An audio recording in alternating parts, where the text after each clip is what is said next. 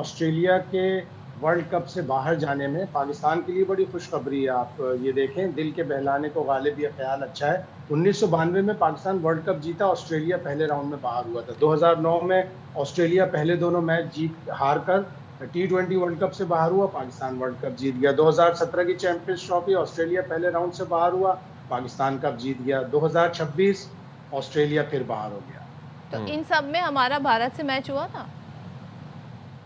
सब में हुआ। 2017 की चैंपियंस ट्रॉफी में तो हमने जबरदस्त तरीके से कामयाबी हासिल की थी। 2009 में कोई मैच नहीं हुआ, 1992 में हुआ था तो वो हम हार गए थे। हाँ, तो जरा सा थोड़ा सा हमें ये भी देख लेना था। नहीं, चैंपियंस ट्रॉफी में ठीक है, बिल्कुल। वो भी फाइनल में आ रहा है। हाँ, तौसीफ देखिए, साहब, अभी पाकिस्तान और भारत का एक मैच और बाकी है। लोग इतनी जल्दी गुस्सा दिखा रहे हैं, अभी एक मैच और बाकी है। जी, मैं भी यही कहना चाह रही थी, क्योंकि अभी एक मैच और एक मरहला और बाकी है। तो तौसीफ साहब, ज़रा आप कमेंट कीजिएगा ऑस्ट्रेलिया पे, if you want to comment, कि ज़ाहिर है बड़ी स्ट्रॉन्ग टीम रही है और हमेशा से कम बैक भी कर लेते हैं अगर कभी मुश्किल मराहिल में होते हैं, बट इस टूर्नामेंट में तो अभी जिस तरीके से अपसेट हुआ है वो आपके सामने।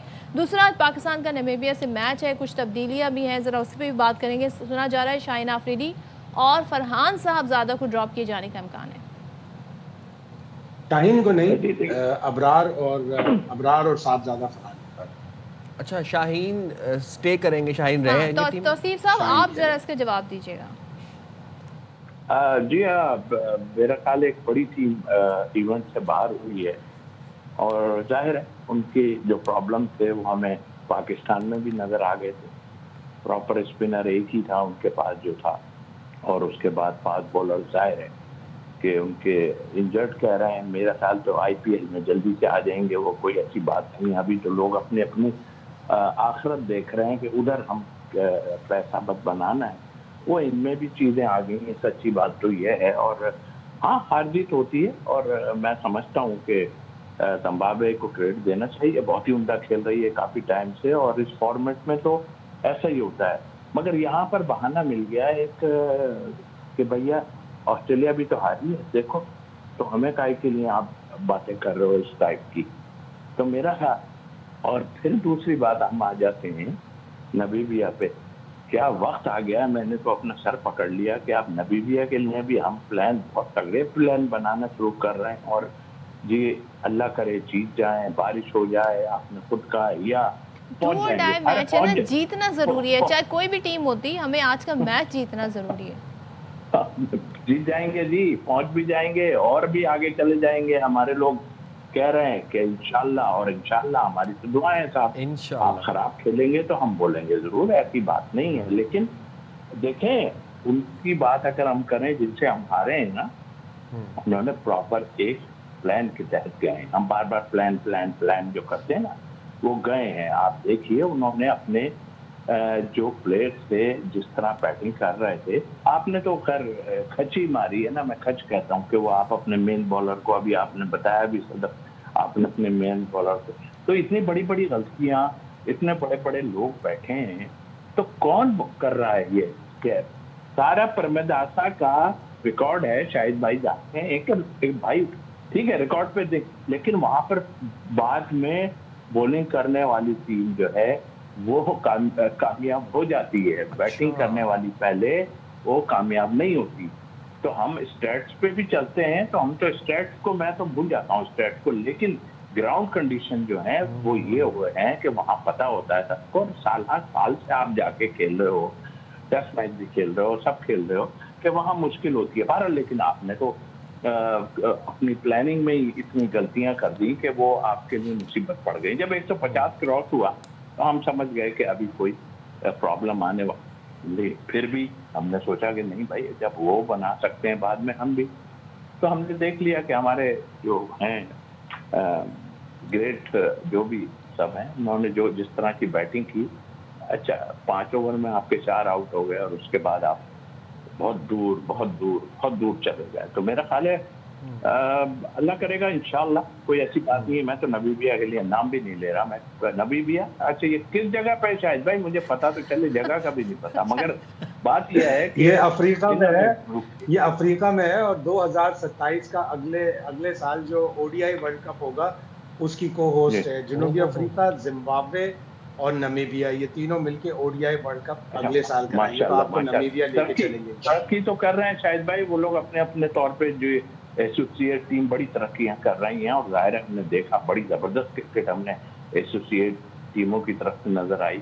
हम अपने पे आ जाते हैं तो हमने तो खराब ही खेला है, जहाँ सिलेक्शन फिर आप किसी को बिठाने की बात कर रहे हैं, साहबजादा फरहान को, इसको कर ले मनमानी। देखिए मैं कभी भी नहीं बोलता मनमानी आप जब से कर रहे हैं। देखिए तौसीफ भाई, एक चीज़ तो आप माने कि हमारा दुआओं पे हाथ बड़ा स्ट्रॉन्ग है, तो दुआएं ही हैं, अब हम दुआएं कर सकते हैं और दुआओं पे ही चल रहे हैं। तो कल के बाद इंशाल्लाह सारी कौम आपके लिए दुआ हमेशा करती रही है। कल से इंशाल्लाह ताला हम भी जो है रोजे में, और उसके बाद बस इसी पे लग जाएंगे अपने लिए। अब टाइम आ गया है कि हम फैंस अपने लिए दुआ करें। शाहिद साहब जरा तब्दीलियों पे आप कह रहे थे कि ये गलत है कि फरहान साहबजादा को ड्रॉप कर रहे हैं, सिर्फ शाहीन का नाम आया है, तो फिर नहीं अच्छा नहीं, साहबजादा फरहान के ड्रॉप होने की बातें आ रही हैं, जो कि गलत होगा। जाहिर है वो पाकिस्तान का इस वक्त 3 मैचों का टॉप स्कोरर है, 120 रन उसने बनाए हुए। लेकिन शाहीन और बाबर आजम को जो ड्रॉप होने की बातें हो रही थी, कोच माइक हैसन और टीम मैनेजमेंट ये चाहती है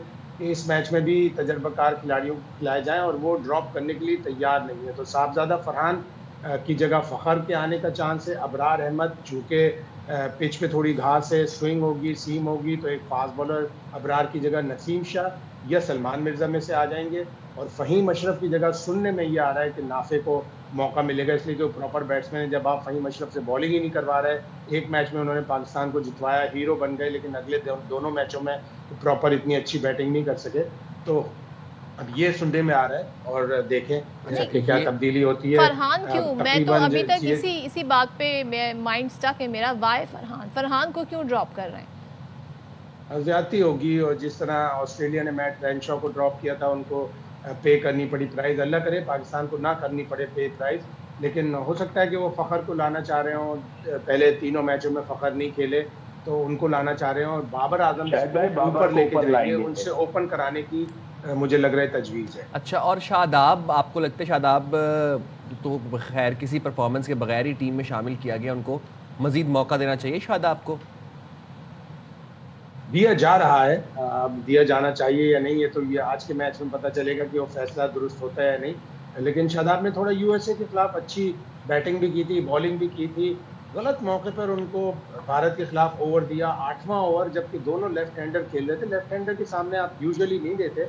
अच्छा प्लेयर तो यही होता है, वो जो चैलेंज देता है कि 2 लेफ्ट हैंडर खेल लें तब भी मैं बॉलिंग कराऊंगा, लेकिन उन्हें 17 रन पड़ गए, और वहाँ से ही तेज़ी आ गई भारत की स्कोरिंग में। तो ये सारी चीज़ें देखनी पड़ेंगी, गौर करना पड़ेगा। मैनेजमेंट अपने तौर पर फैसले करती है और समझती है कि हम दुरुस्त कर रहे हैं। लेकिन शायद भाई यहाँ पर देखिए, हम कंपैरिजन जो है वो हम ये कर रहे हैं कि आप फरहान को ड्रॉप कर रहे हैं और शादाब को रिटेन कर रहे हैं। ये इस लॉजिक की इसकी क्या लॉजिक है, मतलब हाँ, आप इसके मन तक क्या? अलग अलग चीज़ें हैं, 2 अलग अलग प्लेयर हैं। नहीं करना चाहिए फरहान को ड्रॉप, लेकिन गालबन मुझे ऐसा लगा, मुझे कंफर्म नहीं है कि जिस तरह उन्होंने इंडिया के खिलाफ एक गैर जिम्मेदाराना शॉट मारा, वो कोच हैसन को पसंद नहीं आया। जिस तरह हारिस रऊफ एशिया कप के फाइनल में 15वें ओवर में 18 रन दे गए, वो हैसन ने कहा उसकी वजह से, एशिया कप के फाइनल की वजह से हारिस रऊफ इस स्क्वाड का हिस्सा नहीं है। शादाब और साहबजादा फरहान अलग अलग प्लेयर हैं। शादाब बॉलिंग भी करते हैं, बैटिंग भी करते हैं, लेकिन इसका मतलब ये नहीं है कि साहबजादा फरहान को ड्रॉप करने की हम हिमायत करें।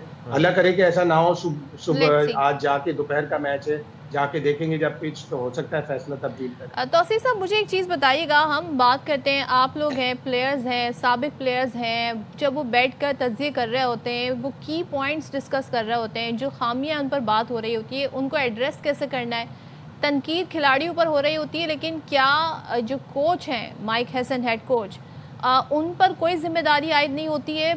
जिस तरीके के फ़ैसले लिए जा रहे हैं, ज़ाहिर है उनकी ही मशवरों से लिए जा रहे होंगे। हम तो बाहर से लेकर आते हैं एक्सपर्ट, हमारे अपने लोग इतने अच्छी जिम्मेदारी अदा कर सकते हैं, बट बाहर से लेकर आते हैं, नतीजा वही निकल रहा है। तो कितने ज़िम्मेदार हैं वो तमाम तर सूरत हाल के, अगर माइक हैसन की बात करें हम तो? देखिए, आपने एक पहले बात की कि प्लेयरों पर तनकीद होती है।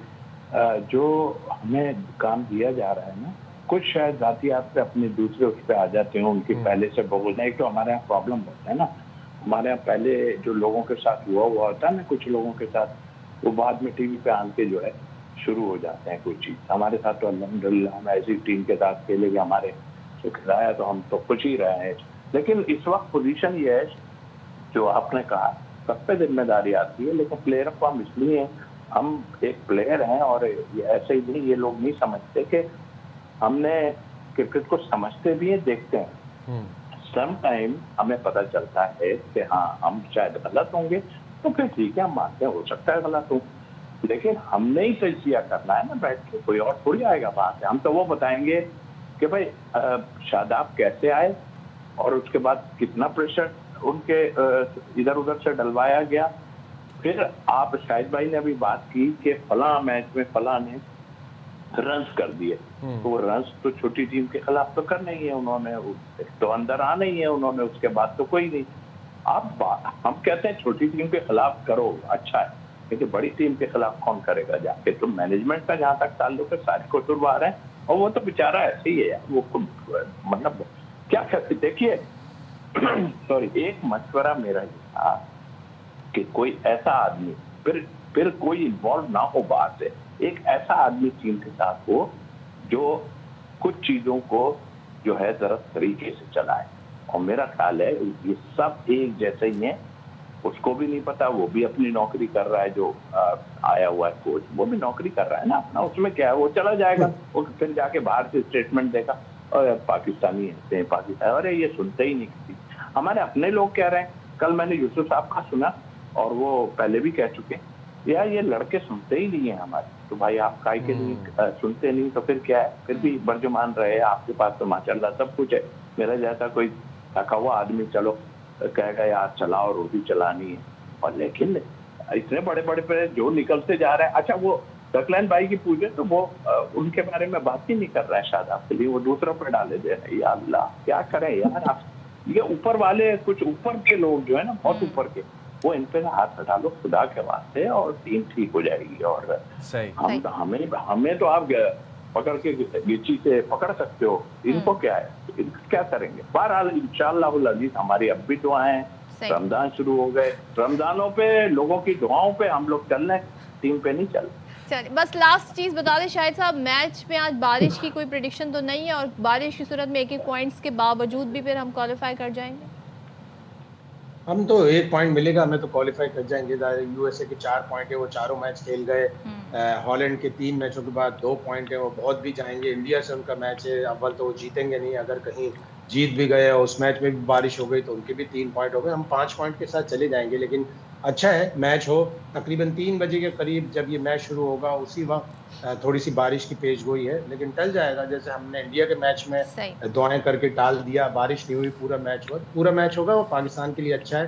प्रैक्टिस मिले, अच्छा मैच खेलें, जीतें और अगले राउंड में। हाँ, चलो ठीक है। बहुत शुक्रिया तौसीफ भाई, शाहिद भाई, आने बाखबर से मिलने के लिए वक्त निकाला। जिस हिसाब से मौसमियाती तब्दीलियाँ चल रही हैं ना कि कराची में ओले बरस पड़े, दुआएं करें कि कल आज भी कोई ओले शोले हो जाएं तो अल्लाह इज्जत रख ले हमारी। बस आज की दुआएं ऐसा भी नहीं है, वो इंडिया के मैच में किया करने वाली दुआएं। आप चलें जी, आज ज्यादा दुआओं की जरूरत है क्योंकि आज की हार जो है ना, अच्छा अल्लाह माफ करे, वो हजम नहीं होगी। डू एंड डाई को ना डू एंड डाई कर देते हैं, तो ये सूरत हाल ना बन जाए।